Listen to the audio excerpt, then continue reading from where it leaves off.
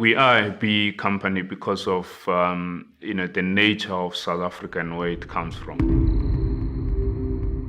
But at the end of the day, we are a business competing in a global environment. And I think, for most of the BE companies, if every other company, small, big startup, and this can then, wherever it starts and wherever it looks at and say, look, as a company, I'm part of this global village of companies. And the global village has got certain standards, certain requirements, for it to succeed. Most of the companies, especially from the West, the US and this, have succeeded because of a specific purpose and or a specific thing which they implemented in their company. And that specific obviously has been, the transparency. I think it's quite key that the executives, the staff, the company itself, and everyone else, the books, everything is transparent in the company.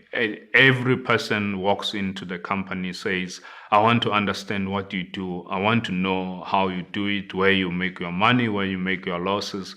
You can be able to articulate and explain that and show it in evidence, in books, in financial statements, and those reports and all those things. So for me, that was key. That we have to be transparent. We have to be make sure that our reporting it's quite okay, and we have to have people in the leadership and in the board and the committees have to have a purpose as well, have to have credible people who have done something, and they can hold anyone within the institution accountable. Effectively, as a CEO, there's always a temptation to have the people who likes you, the people who worship you around the board.